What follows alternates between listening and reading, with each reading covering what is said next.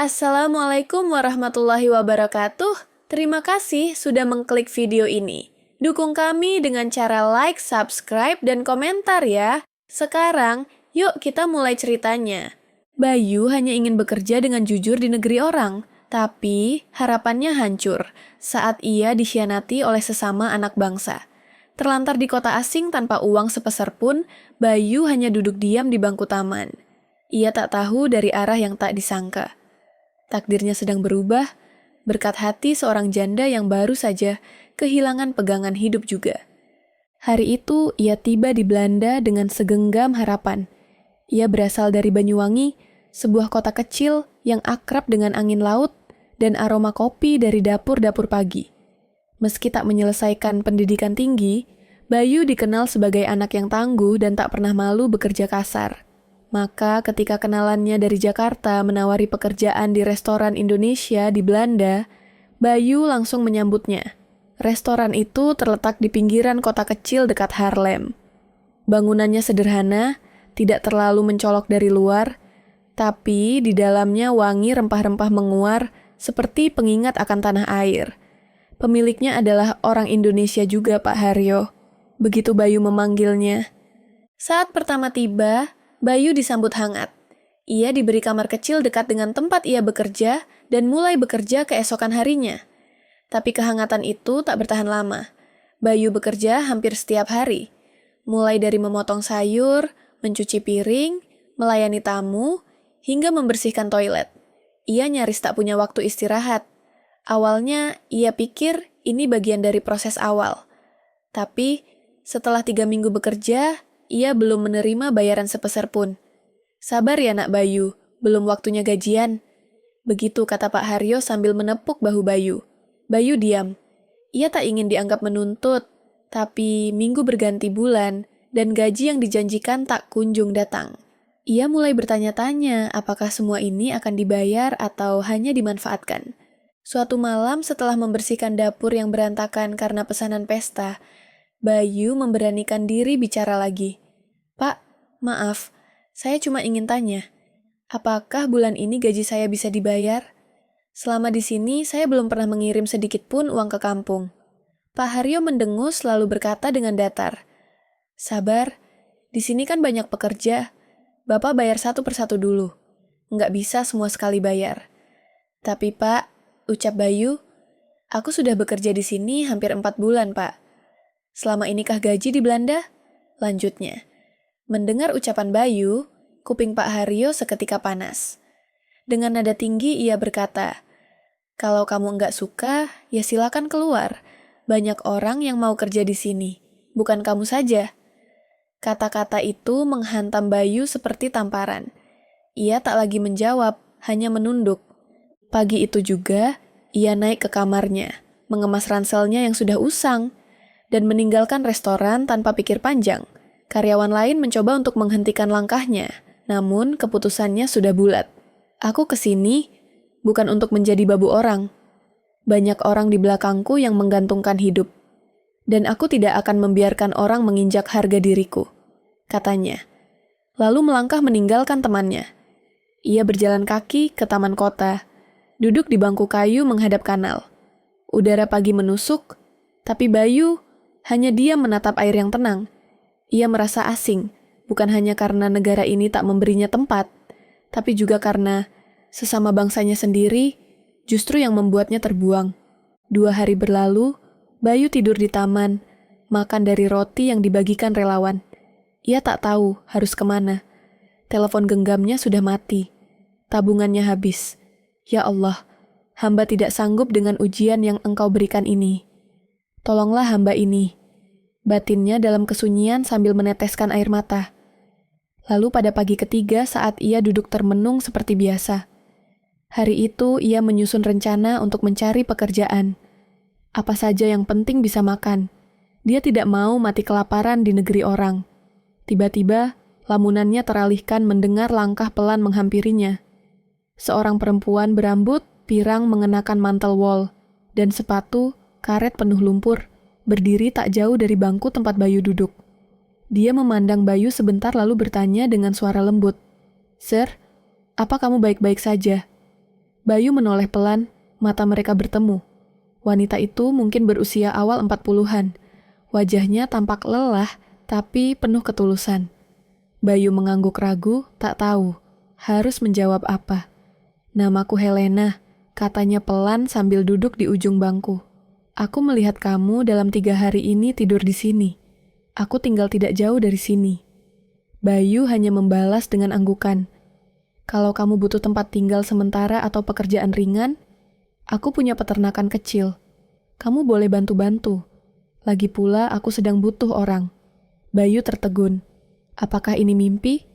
Di saat dunia menutup pintu untuknya, seorang wanita asing justru menawarkan pekerjaan untuknya.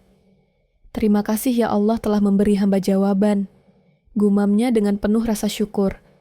Bayu mengikuti langkah Helena menyusuri jalan setapak yang membelah ladang gandum. Matahari pagi memancar hangat, menyapu embun yang masih menempel di daun. Angin pelan berhembus membawa aroma tanah basah dan rumput segar. Bagi Bayu, itu adalah napas kebebasan pertama setelah berhari-hari diliputi cemas dan lapar. Peternakan milik Helena berada di tepian desa kecil. Tak terlalu besar tapi terawat. Ada 2 kandang ayam, beberapa petak sayur, dan sebuah rumah kayu berwarna krem dengan jendela lebar menghadap ke ladang. Semuanya tampak rapi dan fungsional. Tak ada kesan mewah, tapi jelas menunjukkan kerja keras pemiliknya. "Aku baru saja cerai 3 bulan lalu," ucap Helena sambil membuka pintu rumah. "Sebelumnya mantan suamiku yang biasa urus pekerja harian. Sekarang aku harus mulai belajar mengatur semuanya sendiri." Bayu hanya mengangguk pelan. Masih ragu apakah keberadaannya di sini akan benar-benar diterima. "Tenang saja, aku tidak suka memperlakukan orang seperti budak," tambah Helena seolah membaca isi hati Bayu. "Aku hanya butuh orang yang bisa bantu merawat kandang dan menyiram tanaman di pagi hari. Sisanya kamu bisa istirahat." Hari itu Bayu langsung diajak melihat sekitar. Ia memandangi barisan tanaman tomat yang berbuah ranum, tumpukan jerami di sisi kandang, dan bangku kayu panjang di teras rumah. "Kalau kamu setuju, aku sediakan kamar di gudang belakang. Memang bukan kamar bagus, tapi cukup bersih dan ada kasurnya," ujar Helena.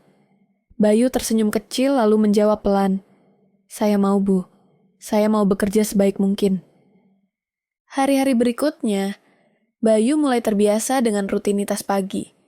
Ia bangun saat matahari mulai naik, menyiram tanaman, membersihkan kandang ayam, lalu membantu Helena memanen sayuran. Tak ada tekanan, tak ada bentakan. Helena memperlakukannya seperti rekan, bukan bawahan. Mereka jarang berbicara banyak, tapi suasana terasa tenang. Kadang, Helena menyeduhkan teh dan duduk bersama Bayu di bawah pohon apel sambil mengawasi ladang. Wajahnya sering terlihat termenung, namun tidak muram. Suatu pagi saat mereka sedang memanen sayur, Helena berkata, "Aku bukan orang yang mudah percaya pada orang baru, tapi kamu membuatku merasa tenang. Mungkin karena kamu diam, tapi cekatan." Bayu tersenyum baginya. Pujian itu lebih berharga dari gaji yang tak pernah ia terima dari tempat sebelumnya. Namun, bukan berarti semua berjalan mulus. Suatu siang, seorang pria berjas hitam datang ke peternakan. Wajahnya dingin dan langkahnya cepat. Helena keluar dari rumah dan bicara dengannya dalam nada tegas. Bayu tak paham sepenuhnya, tapi dari bahasa tubuhnya ia tahu percakapan itu menegangkan. Setelah pria itu pergi, Helena duduk di tangga depan rumah. Ia memejamkan mata, menghela napas panjang. Bayu mendekat, berdiri ragu di sampingnya. "Dia pengacara mantan suamiku," ujarnya tanpa menoleh. "Masih berusaha merebut ladang ini, tapi aku tidak akan menyerah." Bayu menatap wajahnya yang tegas. Dan untuk pertama kalinya ia merasa bukan hanya bekerja untuk bertahan hidup, tapi juga menjadi bagian dari perjuangan seseorang yang tulus. Waktu berjalan lebih cepat saat hati merasa ringan. Setiap pagi kini tak lagi terasa sebagai kewajiban berat bagi Bayu. Ia bangun dengan semangat baru menyambut cahaya mentari dan aroma tanah yang mulai hangat. Tangan-tangannya bergerak sigap, menyiram sayuran, dan membersihkan kandang ayam seperti biasa. Tapi yang membuat jantungnya berdegup pelan setiap pagi bukan lagi rutinitas, melainkan sosok yang berdiri di dekat pagar, mengenakan topi jerami dan membawa keranjang rotan. Helena, perempuan itu tak pernah banyak bicara, tapi sorot matanya tenang. Tatapannya tak pernah menghakimi. Meski jelas terlihat ia bukan orang yang sedang menjalani hidup muda. Bayu memperhatikan bagaimana Helena menggulung lengan bajunya saat menyiram tanaman atau cara ia menatap langit sesekali saat rehat dari pekerjaan. Ada sesuatu yang anggun sekaligus rapuh pada sosok itu. Pada awalnya, Bayu hanya mengagumi dari jauh. Ia sadar akan batas. Tapi hari demi hari, rasa itu tumbuh seperti benih yang disiram pagi dan sore. Ia mulai mencuri pandang lebih sering, mulai memperhatikan hal-hal kecil. Cara Helena tertawa pelan saat melihat ayam-ayam berebut makan, atau bagaimana ia diam-diam menyisihkan roti panggang lebih banyak di piring Bayu setiap sarapan. Suatu pagi saat mereka sedang duduk di teras, Bayu memberanikan diri bertanya, "Bu, kalau boleh tahu sejak kapan ibu memilih tinggal di sini sendiri?" Helena menoleh lalu menjawab sambil tersenyum kecil. "Ini adalah rumah hasil jerih payahku sendiri. Aku membelinya sebelum aku menikah dengan mantan suamiku. Sebelumnya aku tinggal di kota. Namun 1 tahun sebelum bercerai, aku mengajak mantan suami tinggal di sini. Karena saat itu aku pikir, dengan kita pindah ke sini, kita bisa memperbaiki hubungan kita yang mulai retak. Namun Tuhan berkata lain. Maka dari itu, aku tidak akan membiarkan dia mengambil sedikit pun hartaku ini."